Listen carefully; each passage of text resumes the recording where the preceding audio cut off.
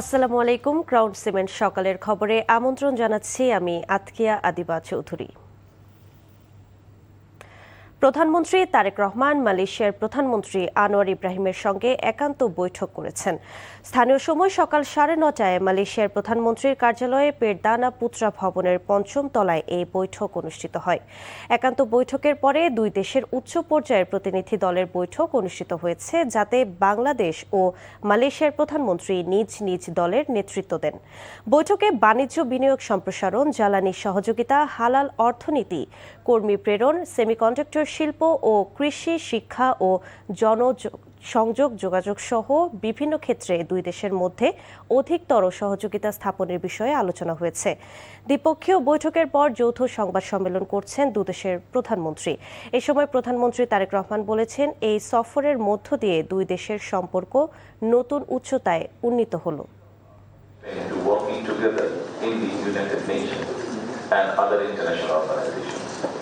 I also thank Malaysia for supporting Bangladesh's candidature for the presidency of the 81st session of the United Nations General Assembly. We look forward to continuing our close cooperation on issues of shared interest. I welcome the signing and exchange of bilateral documents today. These initiatives will further strengthen our cooperation and sustain the positive momentum in our relations. I am confident that today's discussion will open a new chapter in Bangladesh-Malaysia relations. We look forward to working closely together for shared prosperity, regional peace, and more inclusive international order. এর আগে সফররত প্রধানমন্ত্রী তারেক রহমানকে লাল গালিচা সংবর্ধনা জানান মালয়েশিয়ার প্রধানমন্ত্রী আনোয়ার ইব্রাহিম। স্থানীয় সময় সকাল 9:15টায় মালয়েশিয়ার প্রশাসনিক রাজধানী পুত্রজায়ায় প্রধানমন্ত্রীর কার্যালয়ে পেরদানা পুত্রা ভবন প্রাঙ্গণে এই সংবর্ধনা দেয়া হয়। প্রথমে তারেক রহমান ও তার সহধর্মিণী ডাক্তার জুবাইদা রহমানকে অভ্যর্থনা জানান মালয়েশিয়ার প্রধানমন্ত্রী আনোয়ার ইব্রাহিম ও তার সহধর্মিণী দাতুক সেরি doctor one Aziza one Ismail. এরপর লাল গালিচায় তাদেরকে মালয়েশিয়ার সশস্ত্র বাহিনীর একটি সুসজ্জিত দল গার্ড অব অনার দেয়। এ সময় মালয়েশিয়া ও বাংলাদেশের জাতীয় সঙ্গীত পরিবেশিত হয়। প্রধানমন্ত্রী তারেক রহমান গার্ড পরিদর্শন করেন। এর আগে স্থানীয় সময় সকাল 8:30টায় সাংগ্রিলা হোটেল থেকে মোটর শোভাযাত্রা সহ প্রধানমন্ত্রী তারেক রহমান ও ডাক্তার জুবাইদা রহমান পুত্রজায়ার উদ্দেশ্যে রওনা হন। বাংলাদেশ ও মালয়েশিয়ার সরকার প্রধান পর্যায়ের বৈঠকের খবর সংগ্রহে এই মুহূর্তে মালয়েশিয়ার প্রশাসনিক রাজধানী পুত্রজায়ায় আছেন আমাদের স্পেশাল করেসপন্ডেন্ট হাসান মাহমুদ। সরাসরি যুক্ত হচ্ছেন তিনি। হাসান, দু দেশের শীর্ষ নেতার বৈঠক তো শেষ হলো। বৈঠকে আলোচনার বিষয়বস্তু সম্পর্কে আর কি তথ্য রয়েছে আপনার কাছে?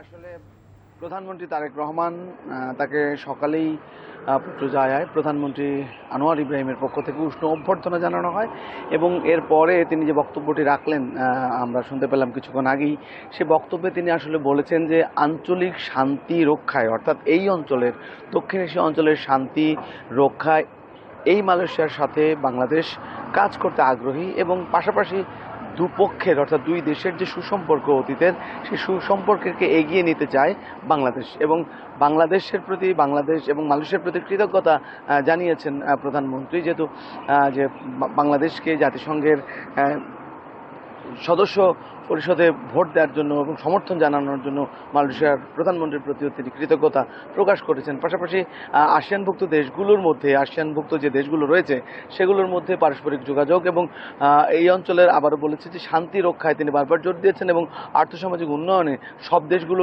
একসাথে কাজ করার প্রত্যয় ব্যক্ত করেছেন প্রধানমন্ত্রী তারেক রহমান। পাশাপাশি মালয়েশিয়ার প্রধানমন্ত্রী আনোয়ার ইব্রাহিমও বলেছেন যে তারাও চায় যে এই অঞ্চলে শান্তি প্রতিষ্ঠায় এবং পারস্পরিক সহযোগিতার মাধ্যমে এগিয়ে যেতে এবং অর্থনৈতিক যে সমৃদ্ধি সেটিকে এগিয়ে নিতে চায় সব দেশের সহযোগিতায়। পাশাপাশি এরপরে আসলে প্রধানমন্ত্রী তারেক রহমান একটি মধ্যাহ্ন ভোজে অংশগ্রহণ করবেন। এরপরে আসলে বাংলাদেশের সময়ের সাথে আমরা এগিয়ে আছি, এখন 12টা বাজছে, তো কিছুক্ষণ পরেই আসলে তারা সংবাদ সম্মেলনের পরেই তারা মধ্যাহ্নভোজনে যাবে। সেখানে সাংস্কৃতিক অনুষ্ঠান রয়েছে। সাংস্কৃতিক অনুষ্ঠানমালার পরে প্রধানমন্ত্রী তারেক রহমান এবং তার স্ত্রী ডাক্তার জুবাইদা রহমানের সম্মানে সাংস্কৃতিক অনুষ্ঠান পরিবেশন করা হবে মধ্যাহ্নভোজের পরে। তারপরে প্রধানমন্ত্রী তারেক রহমান মালয়েশিয়ার যে রাজা রয়েছেন সে রাজার সাথে সাক্ষাতের সূচি রয়েছে এখন পর্যন্ত, সেখানে তিনি মালয়েশিয়ার রাজার সাথে সাক্ষাৎ করবেন।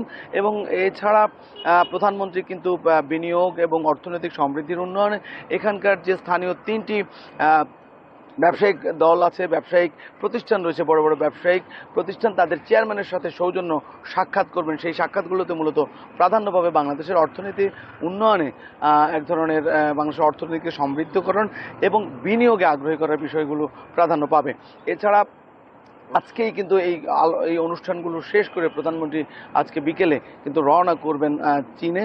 সেখানে চীনের দালিয়ানে তিনি যাবেন এবং আপনারা জানেন যে চীন সফরকে ঘিরে কিন্তু বাংলাদেশের আগ্রহ রয়েছে এবং সবাই অপেক্ষা করছে যে চীন সফরকে বাংলাদেশের জন্য কি অপেক্ষা করছে, যেহেতু তিস্তা মহাপরিকল্পনা রয়েছে এবং পদ্মা ব্যারেজের মতো বড় বড় প্রকল্পগুলো বিভিন্ন বিষয়গুলো আলোচনার টেবিলে রয়েছে, সেই বিষয়গুলোর দিকেও তাকিয়ে আছে মানুষ। এছাড়া সেখানে কিন্তু 2টি সামিটে অর্থাৎ ব্যবসায়িক সম্মেলনে অংশগ্রহণ করবেন দালিয়ানে, সেখান থেকে বেইজিংয়ে যাবেন। তো আজকে যে মালয়েশিয়ার কর্মসূচি সেটি আসলে প্রধানমন্ত্রী সকাল থেকেই খুব ব্যস্ত কর্মসূচি রয়েছে এবং সেই ব্যস্ত কর্মসূচি তিনি কাটাবেন। এরপরে পুটুজায়া থেকে প্রধানমন্ত্রী আগে বলেছি যে পরবর্তী অনুষ্ঠান রয়েছে, যে সেটি হচ্ছে রাজার সাথে সাক্ষাৎ। এরপরে হয়তো প্রধানমন্ত্রীর এই অনুষ্ঠানকে কেন্দ্র করে তার পক্ষ থেকে, তার প্রেস উইংয়ের পক্ষ থেকে আমাদেরকে হয়তো সংবাদ সম্মেলনের মাধ্যমে কি কি সমঝোতার স্মারক স্বাক্ষরিত হয়েছে সেই বিষয়গুলোকে বিস্তারিত হয়তো তুলে ধরা হবে। জানছিলাম প্রধানমন্ত্রী তারেক রহমানের মালয়েশিয়া সফরের খবর। টানা বৃষ্টি ও পাহাড়ি ঢলে সুনামগঞ্জে সব নদ নদীর পানি বেড়ে তলিয়ে গেছে 2 উপজেলার নিচু এলাকা। তিস্তার পানি বেড়ে প্লাবিত হয়েছে লালমনিরহাটের 5 উপজেলার নদী তীরবর্তী নিচু এলাকা। নিম্নাঞ্চলের অনেক বাসিন্দা অন্যত্র আশ্রয় নিচ্ছেন। কয়েকদিনের ভারী বর্ষণ এবং উজান থেকে নেমে আসা পাহাড়ি ঢলে সুনামগঞ্জের সব নদ নদীর পানি বিপদ সীমার উপর দিয়ে বইছে। এতে দোয়ারা বাজার উপজেলায় খাসিমারা নদীর পানি বেড়ে ঢুকে পড়েছে লোকালয়ে। জাদুকাটা নদীর পানি উপচে ডুবে গেছে তাহিরপুরের আনোয়ারপুর সড়ক। এদিকে গতকাল সিলেটে টানা বৃষ্টিপাত ও পাহাড়ি ঢলে নদ নদীর পানি বৃদ্ধি পেয়ে বিপদসীমার কাছাকাছি অবস্থান করছে। সিলেটের পর্যটন কেন্দ্র কোম্পানিগঞ্জের সাদা পাথর এলাকায় পানি বৃদ্ধির ফলে নৌকা চলাচল সাময়িক বন্ধ রাখে স্থানীয় প্রশাসন। পাহাড়ি ঢলে সাদা পাথর পর্যটন কেন্দ্রের বিভিন্ন ভাসমান দোকানের মালামাল এবং আসবাবপত্র ভেসে গেছে। অস্ট্রিয়ার বিপক্ষে ম্যাচের আগে আবহাওয়া ও কঠিন টুর্নামেন্ট নিয়ে কথা বলেছেন আর্জেন্টিনা কোচ লিওনেল স্কালোনি এবং মিডফিল্ডার এনজো ফার্নান্দেজ। অতিরিক্ত গরম এবং কুলিং ব্রেক তুলনামূলক কম শক্তিশালী দলগুলোর জন্য বাড়তি সুবিধা তৈরি করছে বলে মনে করেন স্কালোনি। অন্যদিকে কাতার বিশ্বকাপের তুলনায় এবারের আসরকে আরও কঠিন বলে মন্তব্য করেছেন এনজো। এদিকে ফিফা র্যাঙ্কিংয়ে 21তম দল অস্ট্রিয়ার বিপক্ষে বাংলাদেশ সময় রাত 11টায় মাঠে নামছে লিওনেল মেসির দল। যুক্তরাষ্ট্র থেকে আরো জানাচ্ছেন কুশল ইয়াসির।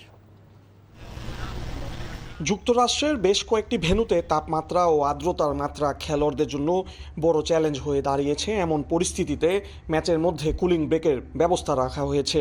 তবে আর্জেন্টিনার কোচ লিওনেল স্কালোনির মতে এই বিরতিগুলো ম্যাচের গতি বদলে দিতে পারে এবং তুলনামূলক কম শক্তিশালী দলগুলোকে নিজেদের গুছিয়ে নেওয়ার সুযোগ করে দেয়। গরম অবশ্যই একটি গুরুত্বপূর্ণ বিষয়। ম্যাচের মধ্যে বিরতিগুলো খেলোয়াড়দের জন্য প্রয়োজনীয়, তবে একই সঙ্গে এগুলো এমন দলকেও কিছু সুবিধা দেয় যারা ম্যাচের ছন্দ ভাঙতে বা নিজেদের পুনর্গঠিত করতে চায়। অস্ট্রিয়ার বিপক্ষে মাঠে নামার আগে ঘুরে ফিরে সেই ব্রাজিল প্রসঙ্গ, কোচ কার্লো আনচেলত্তির করা মন্তব্য নিয়ে মুখ খুলেছেন আর্জেন্টিনার কোচ লিওনেল স্কালোনি। আনচেলত্তি ভালোই বলেছেন আমাদের নিয়ে।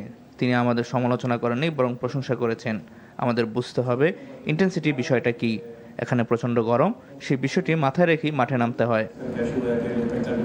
অন্যদিকে মিডফিল্ডার এনজো ফার্নান্দেজ মনে করেন 4 বছর আগের কাতার বিশ্বকাপের তুলনায় এবারের প্রতিযোগিতা আরও কঠিন।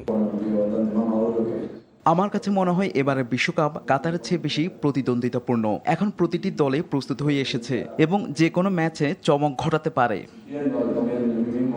গরম আবহাওয়া এবং ক্রমশ বাড়তে থাকা প্রতিদ্বন্দ্বিতা সব মিলিয়ে এবারের বিশ্বকাপকে কঠিন এক পরীক্ষার মঞ্চ হিসেবে দেখছে আর্জেন্টিনা। যে গ্রুপের সবচেয়ে বড় চ্যালেঞ্জের মুখোমুখি দাঁড়িয়ে টিম আর্জেন্টিনা, কারণ র্যাঙ্কিংয়ে বিবেচনায় অস্ট্রিয়া লিওনেল মেসিদের সবচেয়ে কঠিন প্রতিপক্ষ। Kushal Yasir, NTV news, AT&T stadium, Dallas, যুক্তরাষ্ট্র। সকালের খবর এটুকুই। 12টায় মধ্যাহ্নের খবর দেখার আমন্ত্রণ রইল। ধন্যবাদ সবাইকে।